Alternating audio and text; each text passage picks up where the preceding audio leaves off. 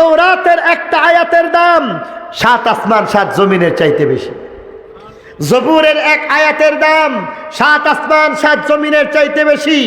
ইনজিলের একটা আয়াতের দাম 7 আসমান 7 জমিনের চাইতে দামি। সুবহানাল্লাহ বলবেন না? ইব্রাহিমের সহিফা একটা আয়াতের দাম 7 আসমান জমিনের চাইতে দামি। মুসার সহিফা এক আয়াতের দাম 7 আসমান 7 জমিনের চাইতেও বেশি। ঠিক কিনা বলেন? পক্ষান্তরে আবার বলেন কোরআন শরীফের মধ্যে আয়াত লাগতো না। কোরআন শরীফের মধ্যে আয়াত নিতে হবে না, বরং কোরআন শরীফ শুরু করার আগে বিসমিল্লাহ পড়ি কি পড়ি না? সূরা ফাতিহায় কয়টা আয়াত আছে? জোরে বলতে হবে, কয় আয়াত? 1 নম্বর আয়াতটা বলুন তো দেখি, নাকি বিসমিল্লাহির রহমানির রহিম? সূরা বাকারার মধ্যে প্রথম আয়াত কি বিসমিল্লাহির রহমানির রহিম? তাহলে বোঝা গেল সূরা ফাতিহার আগে বিসমিল্লাহ পড়ি আমরা, তবে এটা সূরা ফাতিহা না। অনুরূপভাবে সূরা বাকারার আগে বিসমিল্লাহ পড়ি, তবে এটা সূরা বাকারার আয়াত না। ঠিক কিনা বলেন? সূরা আলে ইমরানের আগে বিসমিল্লাহ পড়ি, কিন্তু এটা সূরা আলে ইমরানের কোনো আয়াত না। এটা ওযুর মতো। সুবহানাল্লাহ। ওযুর মতো কেমন? ওযু আর নামাজ এক জিনিস। আপনারা বলেন ওযু আর নামাজ কি এক জিনিস?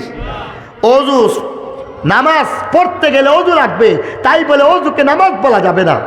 ঠিক তেমনি ভাবে কোরআন পড়তে গেলে বিসমিল্লাহ লাগে, কিন্তু কোরআনের আয়াত বিসমিল্লাহ এটা সূরা বাকারার আয়াত না। এবার বলতেছে শোনো, শুধুমাত্র বিসমিল্লাহকে রেখে দিবেন এক পাল্লার মধ্যে। যে বিসমিল্লাহ দিয়ে কোরআন শুরু করি, আয়াত শুরু করি, আয়াতও গেছি না। বিসমিল্লাহ এটা পাসওয়ার্ডের মতো। কম্পিউটার অন করেন না আপনারা, মোবাইল অন করেন না, পাসওয়ার্ড। বিসমিল্লাহ হচ্ছে কোরআনের একটা পাসওয়ার্ড। এই পাসওয়ার্ড বিসমিল্লাহকে এক পাল্লার মধ্যে রাখেন, আয়াত লাগবে না। অপর পাল্লার মধ্যে রেখে দিবেন 7 আসমান জমিনের চাইতে দামি তৌরাতের একটা আয়াত। শুধু একটা না, পুরা তৌরাতকে রাখেন। 7 আসমান জমিনের চাইতে দামি ইনজিলের এক আয়াত নয়, পুরা ইনজিলকে রেখে দিবেন।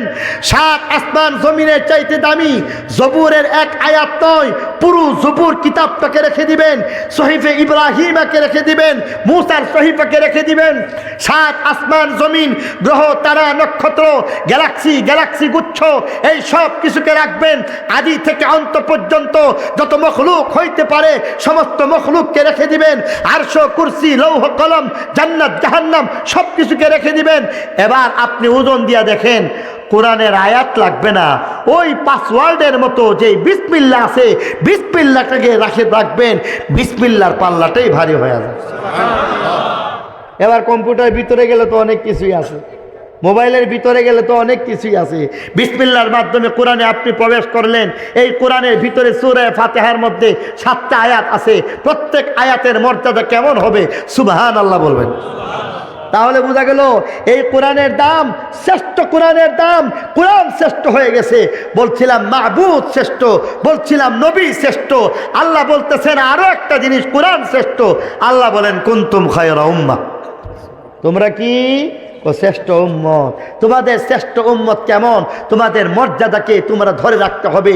তোমাদের শ্রেষ্ঠত্ব সব জায়গায় রয়েছে, দুনিয়াতে তোমাদের শ্রেষ্ঠত্ব আছে, তোমাদেরকে দাবিয়ে রাখার মতো কেউ নাই। আর একটা কিচ্ছা কইলাই, কষ্ট হইব না তো আপনাদের? বায়জিদ বুস্তামি রহমতুল্লাহি আলাইহি একবার সফরে গেলেন। এক সফরের মধ্যে যাইতেছেন, যেই সফরের পার্শ্বে দেখতেছেন সফরের পার্শ্বে একজন এমন ব্যক্তি, যে কিনা বলতেছে যে হুজুর এখানে পাদ্রী সম্মেলন হইতেছে, খ্রিস্টানদের পাদ্রী সম্মেলন। এবার বলতেছে পাদ্রী সম্মেলন, তিনি পরিষ্কার শুনতে পারতেছেন যেখানে 3 খুদার কথা বলা হচ্ছে। খুদা কয়জন? এদের আসলে খুদা কয়জন? একজন। খ্রিস্টানদের দাবি খুদা কয়জন?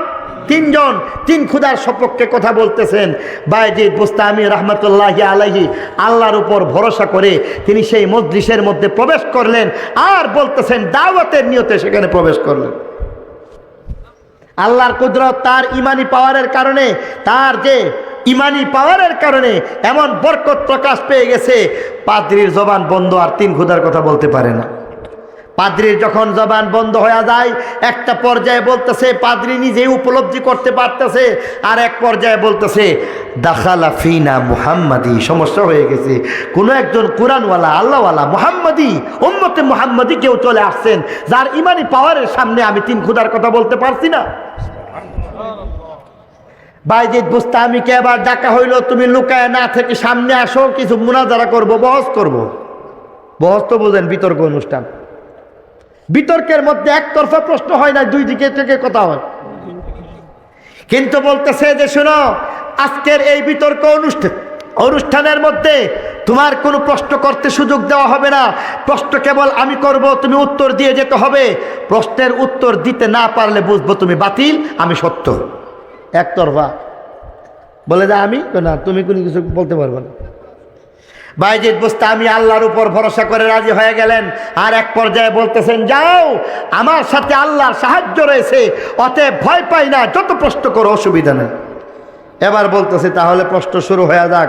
বলতেছে যে বলো তো, এক যার মধ্যে দুই বলতে কিছু নাই, সেটা কি? তারা একেবারে এটা যেন মুখে উঠাইয়া দিল। এটা তো আমরা সবাই জানি, বলেন তো, এক যার মধ্যে দুই নাই, এটা কে? এটা কি আর কাউকে জিজ্ঞাসা করা লাগে? বলতেছে বলো তো, এক যার মধ্যে দুই নাই, তো সেই জিনিসটা কি? বাইজিদ বুস্তামি সঙ্গে সঙ্গে উত্তর দিয়া বললেন, এক আল্লাহ, যার সাথে দুই বলতে কিছু নাই। বাইজিদ বলো, দুই যার মধ্যে তিন নাই, সেটা কি? এবার বলতেছেন, দিন এবং রাত্র, যার মধ্যে তিন নম্বর কিছু নাই। সুবহানাল্লাহ। বাইজিদ বলো তো, তিন যার মধ্যে চার নাই। উত্তরে বলে দিলেন আরশ, কুরসি, লৌহ কলম।